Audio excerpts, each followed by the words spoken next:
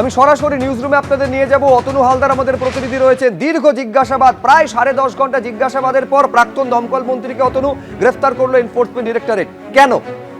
দেখো, গ্রেপ্তার করার মূল কারণ হচ্ছে যে বেআইনিভাবে পুরসভায় যে চাকরি দেওয়া হয়েছিল, যার জন্য পুরো নিয়োগ দুর্নীতি মামলা এবং যে মামলার তদন্ত এখন করছিল ইডি তদন্তে নেমে জানতে পেরেছে দক্ষিণ দমদম পুরসভায় বেআইনিভাবে যে সমস্ত চাকরি দেওয়া হয়েছিল তার সঙ্গে সরাসরি যুক্ত রয়েছেন প্রাক্তন দমকল মন্ত্রী সুজিত বসু।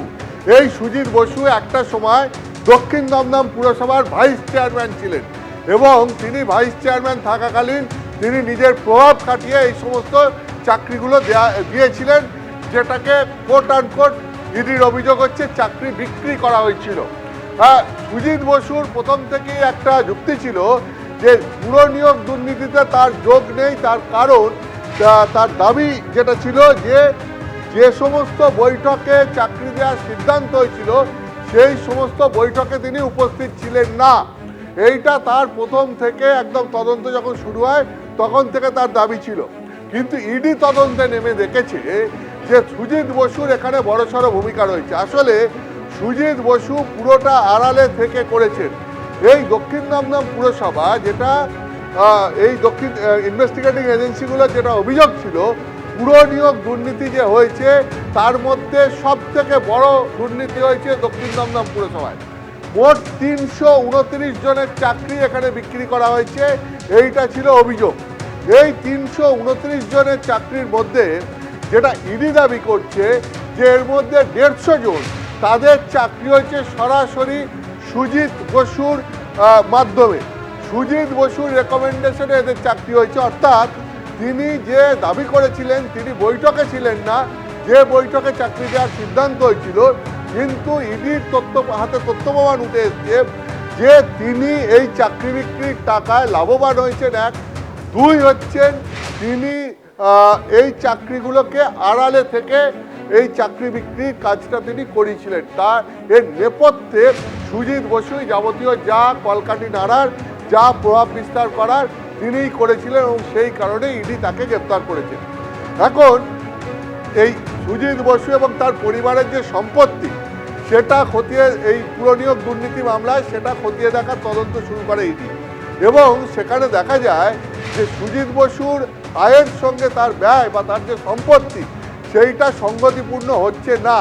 তাহলে পরে তার এত টাকা আসছে কোর্ট থেকে এবং সেইটা তদন্ত করতে গিয়ে এই পুরো নিয়োগ দুর্নীতির সঙ্গে সুজিত বসু কীভাবে যুক্ত তার তথ্য প্রমাণ ইডি হাতে পায় বলে ইডির দাবি এবং সেই জন্যই তাকে গ্রেপ্তার করা হয়েছে। 1, 2 হচ্ছে সুজিত বসুকে আজকে সকাল থেকে ইন্টারোগেট করতে শুরু করে ইডি এবং তাকে সকাল থেকে জিজ্ঞাসাবাদের পরেও ইডির দাবি যেটা যে ইডির হাতে যে সমস্ত তথ্য রয়েছে তার বিরুদ্ধে সেই সমস্ত তথ্য তাকে দেখিয়ে জিজ্ঞাসাবাদ করার পরেও সুজিত বসু ইডির অফিসারদের সঙ্গে সহযোগিতা করেননি, সেই কারণে তাকে গ্রেপ্তার করা হয়েছে। যে কী ধরনের তথ্য প্রমাণ ইডির হাতে রয়েছে? ইডির একটা চাঞ্চল্যকর দাবি হচ্ছে যে সুজিত বসু প্রভাব খাটিয়ে একটা জায়গায় একটা বাড়ি তৈরি করেছে, তার পরিবারের সদস্যদের সেই বাড়ির সঙ্গে যোগ রয়েছে, অথচ যার কাছ থেকে জমিটা নেওয়া হয়েছে তাকে পুরো টাকা দেওয়া হয়নি, তাকে তার পাওনা টাকার মাত্র 10% দেওয়া হয়েছে। আবার ইডির যেটা অভিযোগ বা ইডি সূত্রে জানা যাচ্ছে যে সেই জমিটা যার তার পরিবারের 4 জনের ওই চাকরি হয়েছে দক্ষিণ দমদম পুরসভায়। অর্থাৎ ইডি এটাকে এইভাবে দেখছে যে তার জমিটা হাতিয়ে নেওয়া হয়েছে, পরিবর্তে দক্ষিণ দমদম পুরসভায় তার পরিবারের 4 জনকে চাকরি পাইয়ে দেওয়া হয়েছে, কিন্তু এখানে টাকার কোনো ট্রানজাকশন হয়নি, অথচ জমিটা হাতে চলে এলো, চাকরি চলে গেল দক্ষিণ দমদম পুরসভায়, সেখান থেকে চাকরি পেয়ে গেল।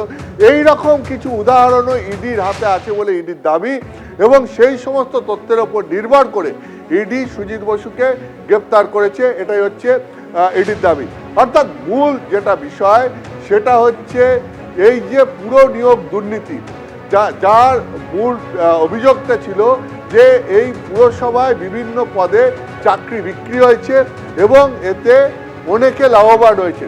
এই পুরো নিয়োগ দুর্নীতিতে এখন পর্যন্ত দক্ষিণ দমদম পুরসভায় সবথেকে বড়সড় দুর্নীতি হয়েছে এবং সবথেকে বেশি চাকরি বিক্রি হয়েছে বলে অভিযোগ, যে সেখানে 329 জনের চাকরি এইভাবে বিক্রি করা হয়েছে বলে অভিযোগ। এবং তার মধ্যে যেটা ইডির তরফ থেকে দাবি করা হচ্ছে যে প্রায় 150 জনের চাকরি, তার এই চাকরি বিক্রির পেছনে সরাসরি হাত রয়েছে প্রাক্তন দমকল মন্ত্রী এবং দক্ষিণ দমদম পুরসভার প্রাক্তন ভাইস চেয়ারম্যান সুজিত বসুর। এবং তিনি যেহেতু সরাসরি চাকরি বিক্রি সঙ্গে তার যেহেতু যোগ রয়েছে, সেই তথ্য প্রমাণ ইডি হাতে পেয়েছে, সেই কারণেই তাকে গ্রেপ্তার করা হয়েছে বলে ইডির দাবি। আগামীকাল তাকে আদালতে তুলে নিজেদের কাস্টাডিতে নিয়ে জিজ্ঞাসাবাদের জন্য আবেদন জানাবে ইডি, এরকমটাই সূত্র মারফত জানা যাচ্ছে। অতনু, তুমি আমাদের সঙ্গে থাকো। আমি দর্শকদের আরেকবার বলবো, দীর্ঘ জিজ্ঞাসাবাদ এবং পুরো নিয়োগ দুর্নীতি মামলায় গ্রেফতার করা হলো সুজিত বসুকে। তৃণমূল নেতা, রাজ্যের প্রাক্তন দমকল মন্ত্রী, তাকে গ্রেফতার করেছে এনফোর্সমেন্ট ডিরেক্টরেট। প্রায় 10.5 ঘন্টা জিজ্ঞাসাবাদ করা হয় এবং তারপরই গ্রেফতার। তদন্তে অসহযোগিতা, এমনকি তার বয়ানে লাগাতার অসঙ্গতি দাবি করেছে এনফোর্সমেন্ট ডিরেক্টরেট বলে সূত্র মারফত জানা যাচ্ছে। প্রায় 150 জনের চাকরি দক্ষিণ দমদম পুরসভার ভাইস চেয়ারম্যান থাকাকালীন সুজিত বসু করিয়ে দিয়েছেন টাকার বিনিময়ে, কখনো জমির বিনিময়ে বলে অভিযোগ এনফোর্সমেন্ট ডিরেক্টরেটের। আমি আরেকবার সরাসরি চলে যাব নিউজ রুমে। অতনু হালদার আমাদের প্রতিনিধি রয়েছেন।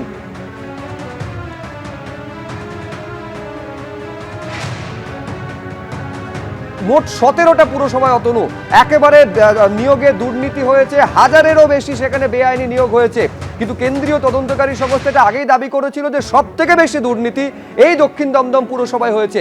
এটা আরেকবার আমি তোমার থেকে জানতে চাইবো, এই বেনিয়ম বা একেবারে টাকা বা জমির বিনিময়ে চাকরি পাইয়ে দেওয়া, এটা কিভাবে চলতো এবং পুরোটার সঙ্গে সুজিত বসু কিভাবে অ্যাসোসিয়েটেড বলে ইডির দাবি?